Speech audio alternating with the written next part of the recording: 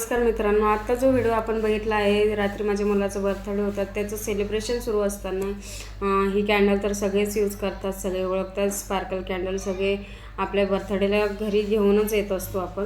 तर ही कॅन्डल आम्ही रात्री पेटवताच हिचा इतका असा भडका झाला की थोड्या वेळासाठी आम्ही घाबरलो, की मला असं वाटलं की माझ्या मुलाच्या चेहऱ्यावर उडालं किंवा त्याच्या डोळ्यावर उडाले असं मला वाटलं होतं. पण देवाच्या कृपेने तसं काही झालं नाही, तो व्यवस्थित आहे.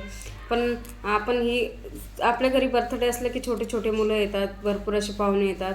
कुणाच्याही घरात अशी घटना घडू नये. सेकंड टाईम आहे की ही कॅन्डल अशीच उडाली आहे. याच्या अगोदरही माझ्या ताईचं बर्थडे असताना तेव्हासुद्धा ही कॅन्डल अशीच प्रकारे उडालेली होती, तेव्हाही काही झालं नाही आहे. पण माझी अशी विनंती आहे सर्वांना की ही कॅन्डलचा कोणीही वापर करू नये, कोणीही आपल्या घरी कॅन्डल घेऊन येऊ नये.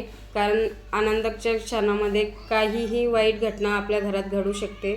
तर ह्या एका कॅन्डलमुळे काहीही होऊ शकते आपल्या घरामध्ये. तर मला सर्वांना अशी विनंती आहे की ही कॅन्डलचा आपण वापर करू नये. आणि आपण ही कॅन्डल जी केकवर ठेवून तिला पेटवतो, तर त्याचं जे केमिकल असतं ते केकवर पडतं आणि ते आपण सर्वांनाही देतो आणि आपणही खातो, तेही सर्वांसाठी घातक असतं. तर माझं सगळ्यांना एवढीच विनंती आहे की ही कॅन्डल कुणीही यूज करू नये आणि कुणाच्याही घरात काही वाईट घटना घडू नये. त्यामुळे मला असं वाटलं की हा व्हिडिओ मी शेअर करावं. आणि तुम्हालाही माझी अशी विनंती आहे की हा व्हिडिओ कुणाच्या घरात काही घटना घडण्याच्या अगोदर तुम्ही सगळ्यांना, आपल्या मित्रमैत्रिणींना किंवा आपल्या फॅमिलीवाल्यांना सर्वांना हा व्हिडिओ नक्की शेअर करा आणि खुश राहा. बाकी जय महाराष्ट्र मित्रांनो.